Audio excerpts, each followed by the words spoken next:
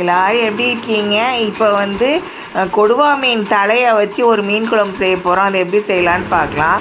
அது கொடுவா மீன் தலை ஒன்று வாங்கி நல்லா வெட்டி வாங்கிக்கோங்க. அதுக்கு வந்து 3 வெங்காயம் எடுத்து தோலெல்லாம் உரித்து வச்சுக்கோங்க. இது விருந்தார ஆட்சி சமையல் தமிழ் சப்ஸ்கிரைப் பண்ணுங்கள். நன்றி. அந்த வெங்காயத்தை வந்து துண்டு துண்டாக வெட்டி சாப்பரில் போட்டு சாப் பண்ணி எடுத்துக்கோங்க.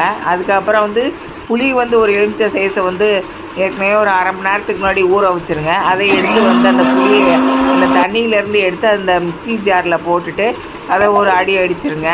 அதுக்கப்புறம் ஃபில்ட்ரு எடுத்து அதில் அந்த ஜாரில் இருக்கிற அந்த புளி தண்ணியை எடுத்து அதில் ஊற்றி ஃபில்ட்ரு பண்ணிவிட்டு நல்லா கையை வச்சு நல்லா கலந்து விட்டுட்டு அதுக்கப்புறம் அது நல்லா வடிஞ்சு வந்ததுக்கப்புறம் அதை எடுத்து திரும்பி மறுபடியும் எடுத்து அதே மிக்ஸி ஜாரில் போட்டுட்டு ஊற வச்ச தண்ணி எடுத்து அதில் ஊற்றிட்டு திரும்பி அதை வந்து மிக்ஸி ஜாரை ஓட்டி விட்டுட்டு திரும்பி அதை வந்து வடிகட்டி எடுத்துக்கோங்க. வடிகட்டி எடுத்துகிட்டு அதை அந்த புளியை தனியாக எடுத்து வச்சுட்டு மறுபடியும் வந்து அதே மாதிரி மிக்சியில் போட்டுட்டு திரும்பி தண்ணியை ஊற்றி திரும்பி அடிச்சுட்டு வடிகட்டி எடுத்துக்கோங்க.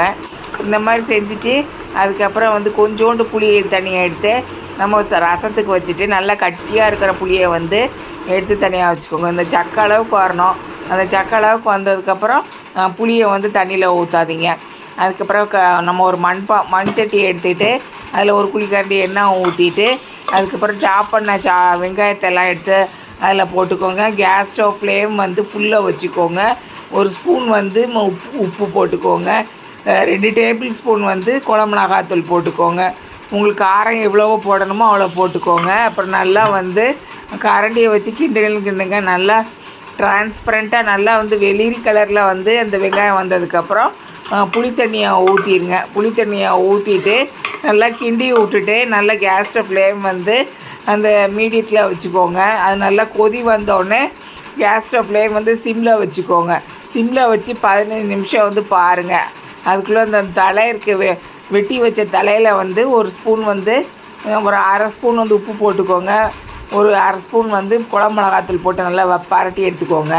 அந்த மண்டையெல்லாம் தனியாக எடுத்து வச்சுட்டு அந்த தட்டில் வந்து எந்த தட்டில் வந்து மசாலாவும் உப்பு போட்டிங்களோ அந்த இதை எடுத்து கழுவிட்டு அதை எடுத்து அந்த குழம்பு மிளகாத்தூளில் போட்டுக்கோங்க.